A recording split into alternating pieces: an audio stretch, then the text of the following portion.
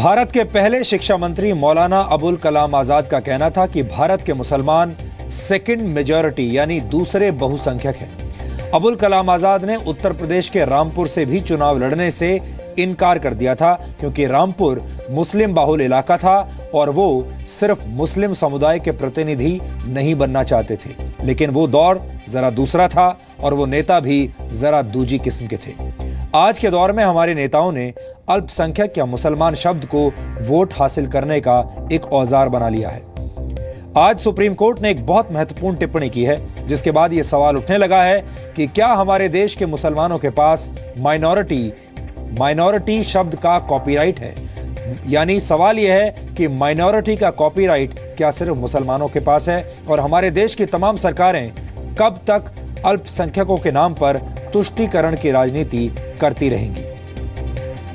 आज supreme court ने केंद्र सरकार और जम्मू कश्मीर की सरकार से कहा है कि वो एक साथ बैठकर ये तय करें कि क्या जम्मू कश्मीर में मुसलमान अल्पसंख्यक हैं। सुप्रीम कोर्ट ने एक जनहित याचिका के आधार पर यह सवाल पूछा है।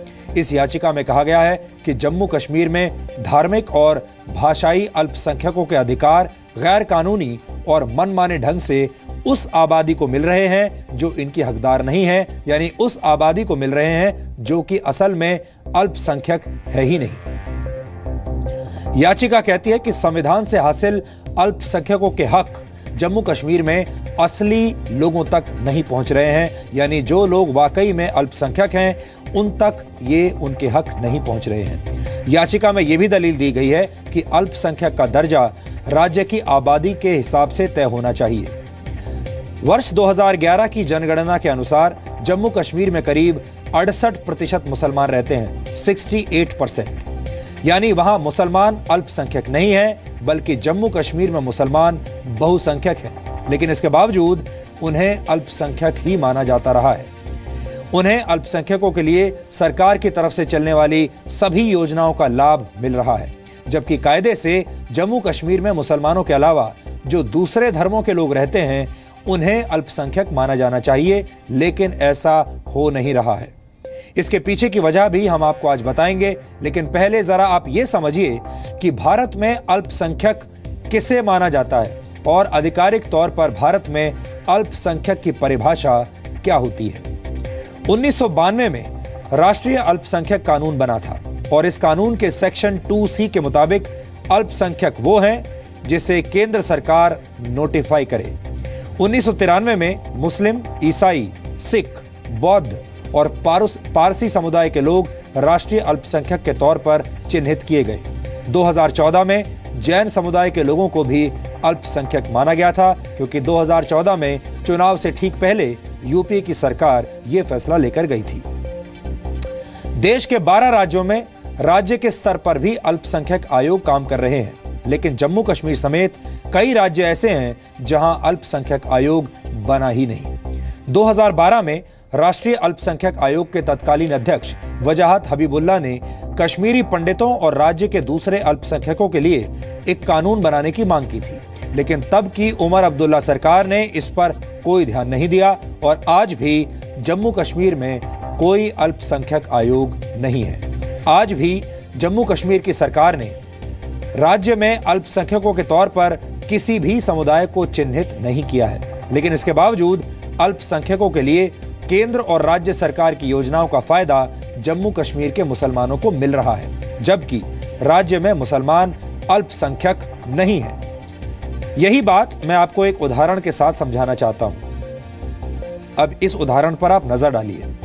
इस वर्ष जम्मू कश्मीर सरकार की प्री मैट्रिक स्कॉलरशिप का फायदा जिन छात्रों को मिला है उनमें 1,05,000 से ज्यादा मुस्लिम छात्र हैं, जबकि करीब 5,338 छात्र क्रिश्चियन, सिख, बौद्ध, जैन और पारसी धर्मों से जुड़े हैं। लेकिन हैरानी की बात यह है कि इस योजना का फायदा किसी भी हिंदू छात्र को नहीं मिला है।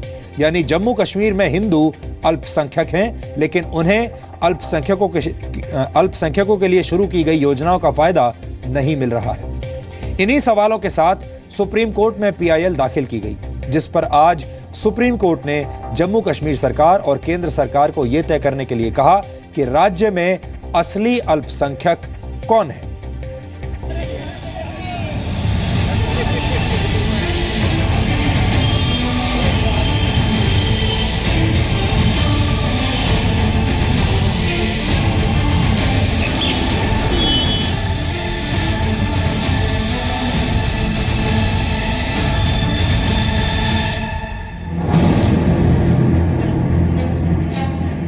ये सवाल इसलिए क्योंकि जम्मू कश्मीर में यह तय नहीं है कि वहां मुसलमान अल्पसंख्यक हैं या बहुसंख्यक। वैसे तो जम्मू कश्मीर की आबादी 1.25 करोड़ है, लेकिन इसमें 85.5 लाख से ज्यादा मुसलमान हैं, जबकि हिंदू सिर्फ 35.5 लाख। लेकिन इसके बावजूद अल्पसंख्यकों की योजनाओं का फायदा मुसलमानों को ही मिलता है, ना कि हिंदुओं को। पिछले साल जम्मू के वकील अंकुर शर्मा ने एक जनहित याचिका सुप्रीम कोर्ट में दायर की थी और कहा था कि जम्मू कश्मीर में मुसलमान बहुसंख्यक हैं, लेकिन वहां अल्पसंख्यकों के लिए सरकारी योजनाओं का लाभ बहुसंख्यक मुसलमानों को मिल रहा है।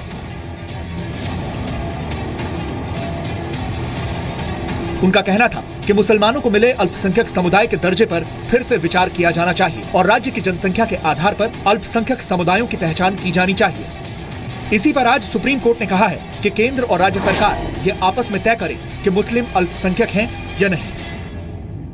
जम्मू कश्मीर एक ऐसा राज्य है जहां पे माइनॉरिटीज, रिलीजियस और लिंग्विस्टिक माइनॉरिटीज की आइडेंटिफिकेशन नहीं की गई है, उन्हें चिन्हित नहीं किया गया है। आर्टिकल 370 के कारण केंद्र द्वारा बनाया गया national commission for minorities act वहां पे लागू नहीं है और फिर वहां की जो स्टेट लेवल पे माइनॉरिटीज हैं उन्हें चिन्हित नहीं किया गया है। सुप्रीम कोर्ट ने ये कहा कि स्टेट्स में डिसाइड होएगा कि और हर स्टेट में कौन माइनॉरिटी है, क्योंकि वहाँ पे अभी तक ये आइडेंटिफाई नहीं हो पाया कि माइनॉरिटी कौन है।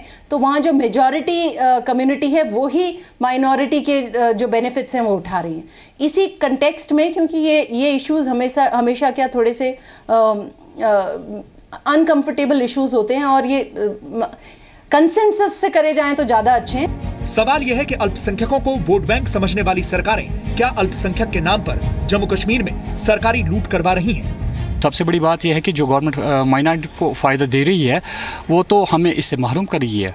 तो अगर आप एक तरफ से दावा कर रहे हैं अटूट अंग है तो दूसरी तरफ से हमें ही बाहर कर रहे हैं। अगर अटूट अंग है तो अटूट अंग के हिसाब से बात कीजिए, ऐसा मत कह दीजिए कि ये हम इनको माइनॉरिटी का स्टेटस नहीं देंगे, गलत बात है। जहाँ अटूट अंग का राग अलापा जाता है, रोज़ कहा जाता है कि जम्मू कश्मीर भारत का अटूट अंग है, ये राग हम सुनते रहते हैं। तो ये तो सीधी सी बात है कि मुसलमान इंडिया में माइनॉरिटी कम्युनिटी है, तो इसमें जम्मू कश्मीर को अलग देखने की क्या ज़रूरत है। ये तो लगता है कि कम्युनल तरीके से इस मसले को उछाला जा रहा है। आप किसी भी कंट्री में देखिए, वहाँ पे तो टोटल तरीके से इस इशू को देखा जा रहा है। यहाँ पे इसको बस मेरे ख्याल से वोट बैंक की पॉलिटिक्स के नज़र किया जा रहा है और ये पॉलिसी का लॉजिक नहीं समझ आ रहा है। कायदे से जम्मू कश्मीर में अल्पसंख्यकों की योजनाओं का फायदा हिंदुओं को मिलना चाहिए था, क्योंकि वो राज्य में अल्पसंख्यक हैं, लेकिन ऐसा नहीं हो रहा। राजनीतिक पार्टियां इस सवाल पर बटी हुई हैं। माइनॉरिटी तो देश के अनुसार डिसाइड होगा ना। इस राष्ट्र में कितने जैन हैं, कितने सिख हैं, कितने हिंदू हैं, कितने मुसलमान हैं, उससे ही तो माइनॉरिटी डिसाइड होगा। मैंने फिर कहा कि स्टेट के अनुसार तो कहीं नहीं है, वरना तो फिर मणिपुर या नागालैंड बहुत सी जगह पे क्रिश्चियंस मेजॉरिटी में हैं या कुछ ऐसे राज्य हैं। तो मुझे जहाँ तक मेरी जानकारी है, ये मैं नहीं जानता क्या ऑब्जर्वेशन है, कि राष्ट्र में, देश में तय होगा। जहाँ सारे हिंदुस्तान में मुसलमान माइनॉरिटी में है, इसलिए उन्हें माइनॉरिटी का दर्जा दिया गया, आप अल्पसंख्यक में है। कश्मीर, जम्मू कश्मीर एक ऐसा राज्य है कि जहाँ हिंदूज़ माइनॉरिटी में है, तो वहाँ हिंदुओं को वो माइनॉरिटी का दर्जा मिलना चाहिए, उनको वो माइनॉरिटीज़ के सारे प्रिविलेजेस मिलने चाहिए जो मिल दिए जाते हैं संविधान के तहत और कानून के तहत। इस पर एक गंभीरता से विचार होना चाहिए, डिबेट होना चाहिए, आपस में विचार गंभीरता से राज्य सरकार, केंद्र सरकार, सबको और आम लोगों को मिल के करना चाहिए कि पहले तो इस पचड़े में हम लोग पड़े ही नहीं। सबको समान अधिकार मिलना चाहिए, सबको समान रूप से मानो, ताकि जनता आगे बढ़े, विकास हो, देश का विकास हो, राज्य का विकास हो, वो राज्य हित और देश हित में होगा। सवाल सिर्फ जम्मू कश्मीर का नहीं, हर उस राज्य का है जहां हिंदुओं के अलावा अलग अलग समुदाय बहुसंख्यक हैं। सवाल यह भी है कि जब देश में करीब 18 करोड़ आबादी मुसलमानों की है, तो उन्हें क्यों देश में माइनॉरिटी माना जाए? क्योंकि कुछ लोग ये भी मानते हैं कि देश के मुसलमान अल्पसंख्यक नहीं बल्कि दूसरी बहुसंख्यक आबादी हैं। ब्यूरो रिपोर्ट, जी मीडिया। भारत में अल्पसंख्यक किसे माना जाता है ये तो हम आपको बता चुके हैं, लेकिन अल्पसंख्यक या माइनॉरिटी शब्द आया कहां से ये जानना भी आपके लिए जरूरी है। माइनॉरिटी एक लैटिन शब्द है जिसका मतलब होता है संख्या में छोटे। पूरी दुनिया में माइनॉरिटी शब्द पहले विश्व युद्ध के बाद सुनाई दिया था। अमेरिका के मशहूर समाजशास्त्री लुइस वर्थ ने माइनॉरिटी की जो परिभाषा दी है उसके मुताबिक ऐसे लोगों को अल्पसंख्यक कहा जाएगा जो शारीरिक और सांस्कृतिक विशेषताओं की वजह से अलग हों। उन्हें भी अल्पसंख्यक कहा जाएगा जिनके साथ समाज में असमान व्यवहार या भेदभाव किया जाता हो।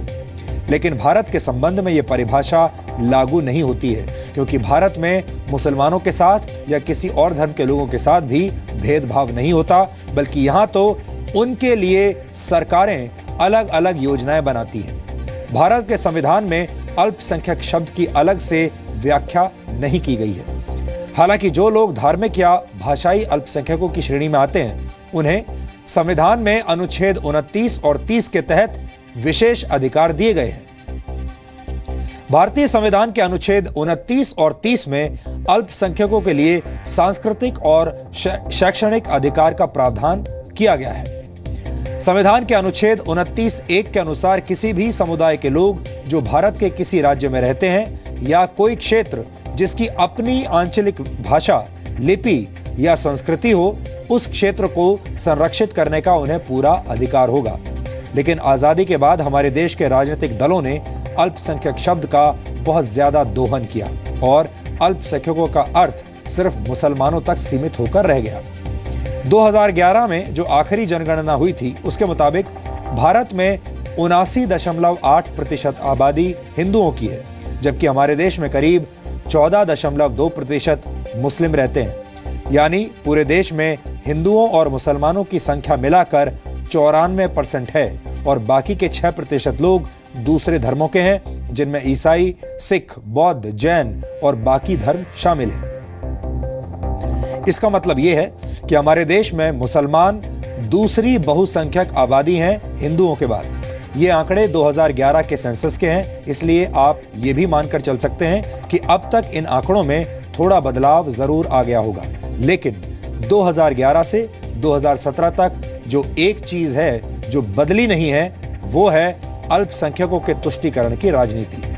हमारे देश की विडंबना यह है कि राजनीतिक पार्टियों ने अल्पसंख्यक शब्द को वोट बैंक पर निशाना लगाने का सबसे बढ़िया हथियार बना दिया है।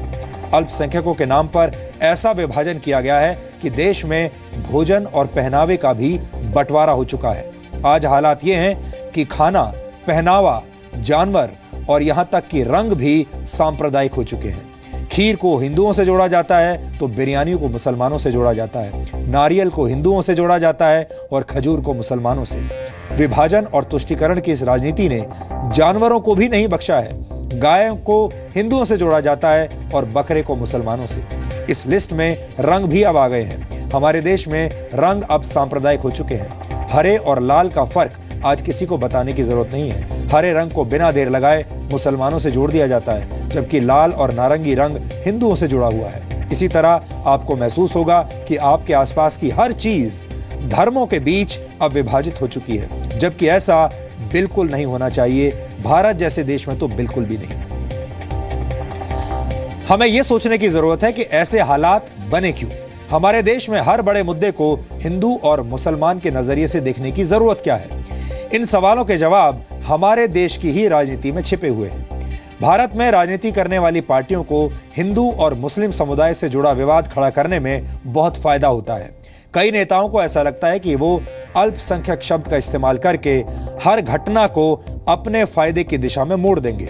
और दुख की बात यह है कि हमारे नेता ऐसा करने में अक्सर कामयाब भी हो जाते हैं। उत्तर प्रदेश में अवैध रूप से चल रहे बूचड़खाने और मीट की दुकानें बंद हो गईं, तो बहुत सारे लोगों, नेताओं और पत्रकारों ने तथ्यों को जांचे बगैर और परखे बगैर एक एजेंडे के तहत इसका विरोध करना शुरू कर दिया। जबकि यह फैसला उन लोगों के हित में है जो मांस खाते हैं, क्योंकि अवैध रूप से चलने वाले बूचड़खानों में जो जानवर काटे जाते हैं वो कितने स्वस्थ हैं, कितने खाने लायक हैं, ये जांचने का कोई पैमाना नहीं है।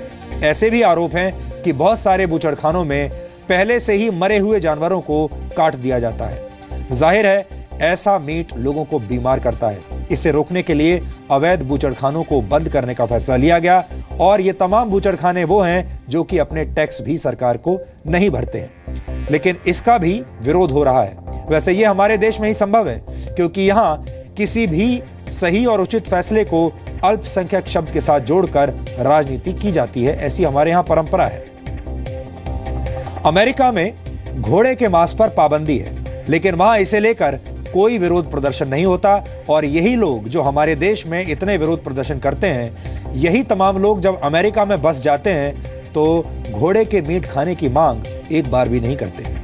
कई इस्लामिक देशों में पोर्क पर पाबंदी है, लेकिन वहां भी कोई प्रदर्शन नहीं होता। हमारे ही देश के तमाम बुद्धिजीवी और बाकी लोग, पढ़े लिखे लोग जब इन देशों में जाते हैं, रहने लगते हैं, वहां पर जाकर वो ऐसा कोई प्रदर्शन नहीं करते, वहां पर जाकर इस तरह का कोई बयान नहीं देते। लेकिन अगर भारत में किसी तरह के मांस पर पाबंदी लगाने की चर्चा होती है तो बिना तथ्यों की जांच पड़ताल किए विरोध प्रदर्शन शुरू हो जाते हैं और चारों तरफ आपको एक ही शब्द सुनाई देता है और वो है अल्पसंख्यक। हमारे देश में अल्पसंख्यकों को वोट बैंक समझने की एक बहुत गलत परंपरा है।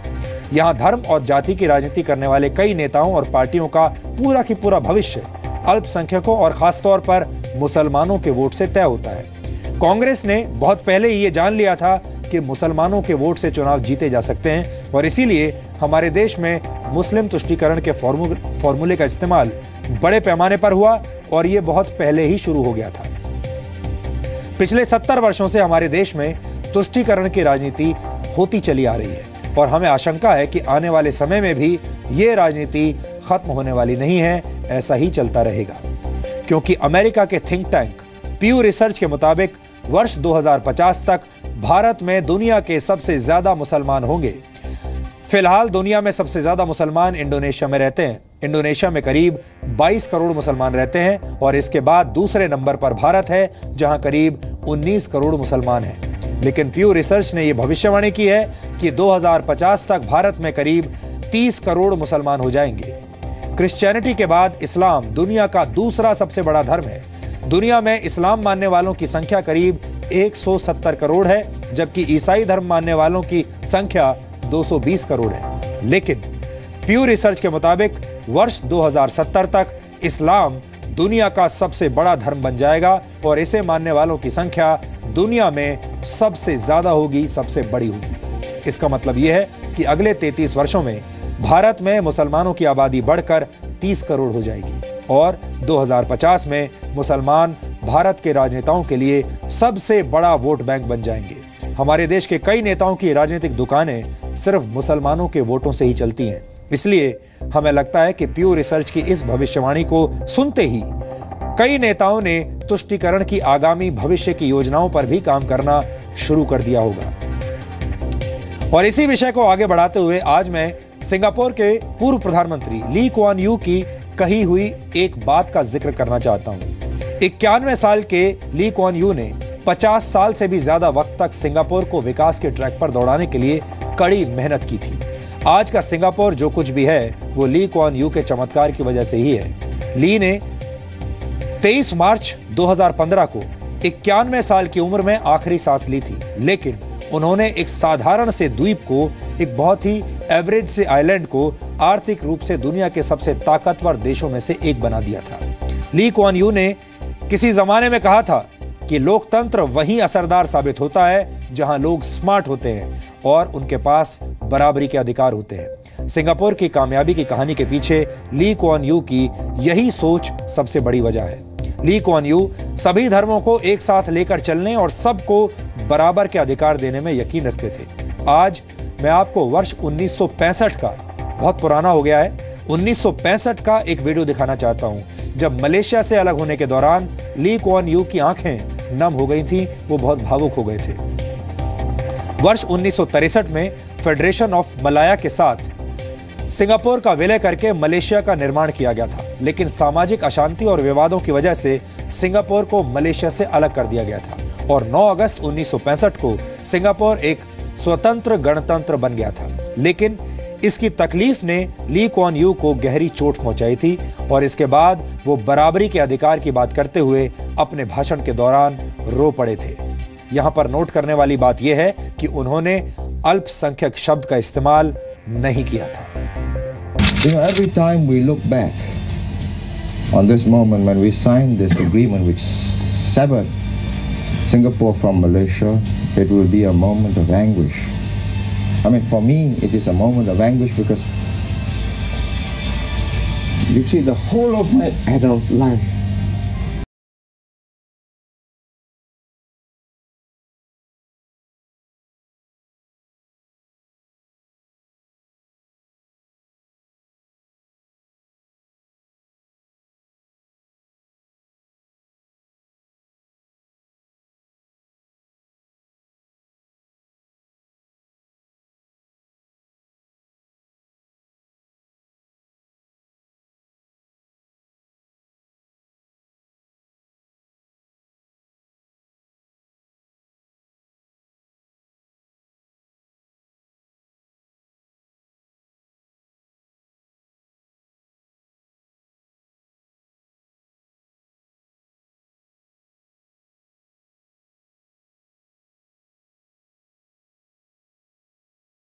to be worried about. Many things will go on just as usual. But be firm, be calm. We are going to have a multiracial nation in Singapore. We will set the example. This is not a Malay nation, this is not a Chinese nation, this is not an Indian nation. Everybody will have his place. Equal. Language, culture, religion. And finally, let us really, Singaporeans, reunite. Regardless of race, language, religion, culture.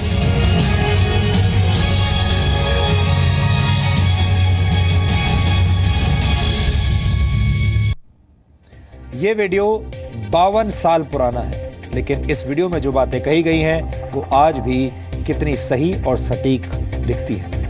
इस विश्लेषण के अंत में मैं एक ही बात कहना चाहता हूं कि भारत के लोग और नेताओं को हर चीज को धर्म के चश्मे से देखना बंद कर देना चाहिए, और ये सिर्फ नेता ही नहीं बल्कि आम लोगों की भी उतनी ही बड़ी जिम्मेदारी है। हमें जानवरों के प्रति उदार रहना चाहिए, फिर चाहे जानवर कोई भी हो।